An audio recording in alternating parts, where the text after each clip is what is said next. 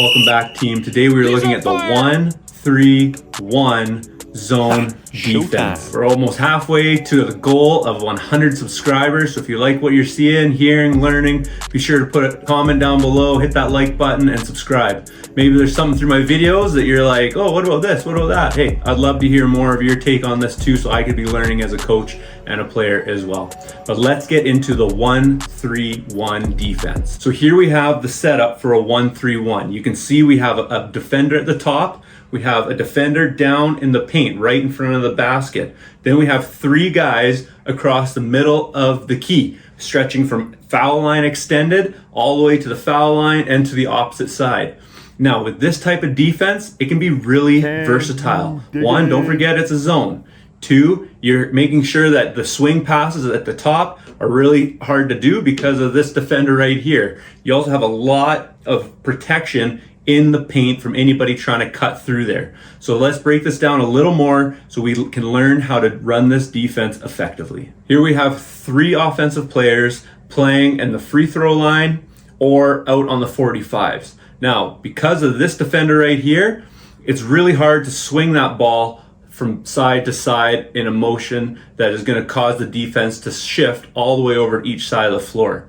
And so that's why this is really versatile. Not to mention, if the ball is over in this area, you can do a really quick trap scenario where these players come over and other guys are switching over to protect, making sure that there's no easy passes. So that's a really nice thing about a 1-3-1 if you're going to do a trapping scenario. The other thing with a 1-3-1 is that this post player, you got Jokic in the high post. Even if he's trying to flash and try to post up here, the ball's really hard to get in. And when it does go in, there's not much he can do here. Even if he squares up, he's going to have a guy like a Zion or another center checking him, which is going to force his hand to probably not attack from the high post, which is a super dangerous spot. So if you can eliminate players attacking from that spot on your defense, that's a really nice battle to win. Also, if a player has the ball on the 45, they're not really going to be looking to drive into the middle of the lane here. There's too much traffic, there's too many defenders, which really eliminates that type of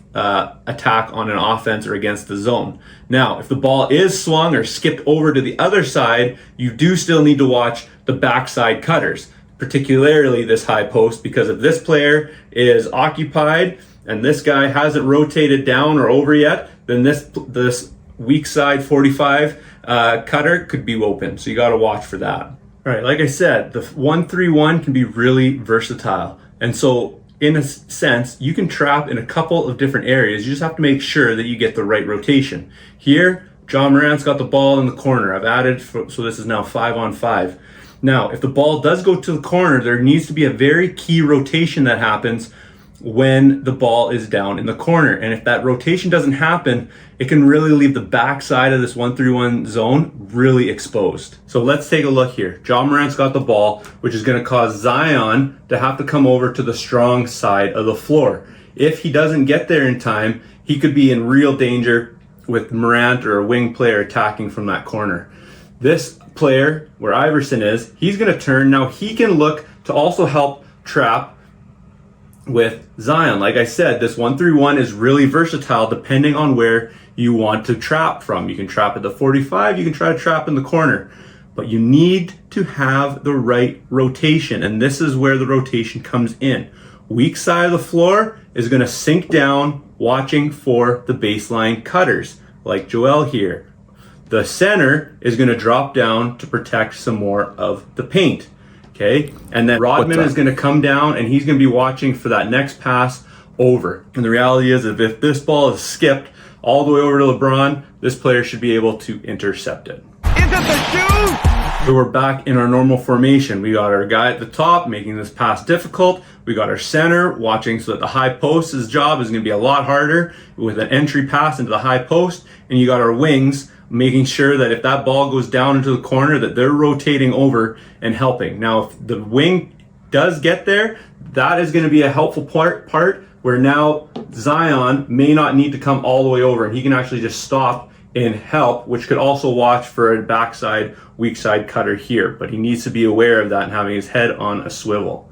So basically, that's a 1-3-1 in a nutshell. You got 1-3-1.